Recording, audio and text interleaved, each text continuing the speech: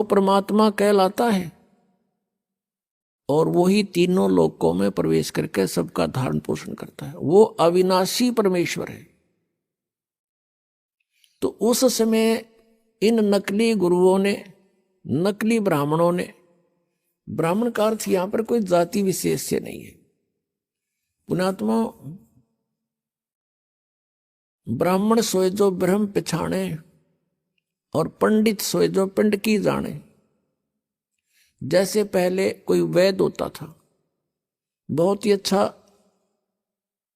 वैद्य था, नब्ज नाड़ी देख करके रोग जान लेता था, अच्छी औषधि देता था, रोगी स्वस्थ हो जाता था।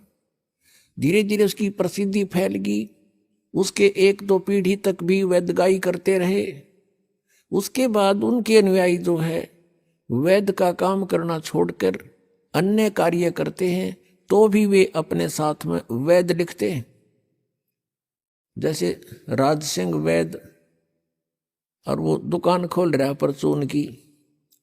धर्म सिंह वैद्य वेल्डिंग सेट ले रहा है और वो भी वैद्य लिख रहा है। एक टायर पंचर लगा रहा है, वो भी लिख रहा है कृपाराम वैद्य। जबकि उनके पूर्वज तो वैद्य थे, अब वो वैद्य नहीं है, वो केवल सरनाम बना लिया उन्होंने, सरनेम। ऐसे ही जो ब्राह्मण पंडित अब वर्तमान के हैं, ये ब्राह्मण नहीं है तो सिर्फ उस वैद्य लिखन लागे शर्मा और पंडित, ये वो पंडित ब्राह्मण नहीं है। ये क्रिया करते हैं, कोई खेती करता है तो ब्राह्मण वो भी लिखता है, किसी ने कोई और दुकान खोल रखी है वो भी पंडित जी लिखता है। तो ये पंडित नहीं है, वो तो उस वैद्य वाली परंपरा से लिखन लाग गए। मेरे पूज्य गुरुदेव जी इस ब्राह्मण परंपरा से संबंध रखते थे। संसारिक शब्दों में कहें कि वो ब्राह्मण थे, पंडित थे। गांव पैंतावास बड़ा, जिला भिवानी, भिवानी से दादरी रोड के ऊपर, दादरी से 10 किलोमीटर पहले जाते समय, भिवानी से जाते समय राइट हैंड को एक बड़ा पैंतावास गांव है, सड़क से भी 1-1.5 किलोमीटर अंदर की ओर, मेन रोड से। तो वहां मेरे पूज्य गुरुदेव जी का जन्म हुआ। वो 16 वर्ष की आयु में घर त्याग कर परमात्मा प्राप्ति के लिए घर छोड़कर चले गए थे। आगे उनको कबीरपंथी संत मिल गए, और मेरे जो दादा गुरु जी थे, यानी मेरे पूज्य गुरुदेव जी के पूज्य गुरुदेव, वो गांव छावला दिल्ली में, गांव छावला के जाट थे, और उन्होंने काशी विद्यापीठ से शिक्षा ग्रहण कर ली। वो भी घर छोड़कर चले गए थे 15-16 साल की आयु में। उनके गुरुदेव ने, हमारे दादा गुरुदेव के गुरु जी ने उनको शिक्षित करा दिया था। वो 4 विषय के आचार्य हो गए थे, और वो जाट होते हुए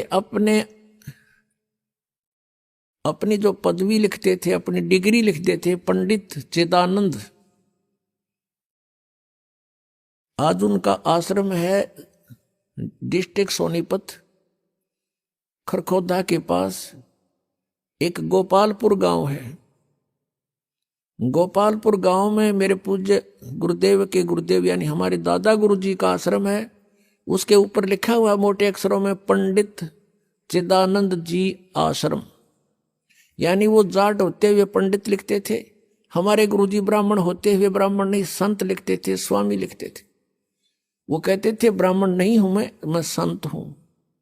तो यहां ब्राह्मण उसको, पंडित उसको कहते हैं जो गुरु पद पर और वैसे जो शिक्षा ग्रहण कर लेता है। वैसे तो परमात्मा कर ने डेफिनेशन बता दी, पंडित सोए जो पिंड की जाने, ब्राह्मण सोए जो भगवान पहचाने। वो ब्राह्मण होता तो हम ब्राह्मण हो गए, हम ही पंडित हो गए, क्योंकि हमने खोज लिया उस भगवान के, भगवान को ढूंढ लिया, पहचान लिया उस मालिक को। तो अब हम इसलिए डिफाइन करना पड़ता है कि कोई बेदक ना जा बीच में, कि तो ब्राह्मण बूढ़ा बतावे। तो वो नकली जो ब्राह्मण थे, जो वेदों से परिचित नहीं थे और पवित्र पुराणों से परिचित नहीं थे, पवित्र गीता जी के ज्ञान से वो परिचित नहीं थे, वो विरोध किया करते थे परमेश्वर कबीर देव जी का कि कबीर अशिक्षित है, ये सदग्रंथों को नहीं समझ सकता, इसको अक्षर ज्ञान नहीं है, जिस कारण से ये ब्रह्मा विष्णु महेश की बेइज्जती करता है, हमारे देवताओं को हीन बताता है, इनको नासवान बताता है, ये निकम्मा व्यक्ति है, इसकी बातें मत सुनना। और पूरे हिंदू समाज में कबीर परमेश्वर जी का बहुत विरोध करवा दिया और भी बहुत सारी अफवाहें उनके साथ जोड़ दी। उद्देश्य उनका ये था कि कोई भी कबीर जी के निकट ना चला जा, और कबीर जी के निकट चले गए तो तुम्हारी दुकानें बंद हो जाएंगी।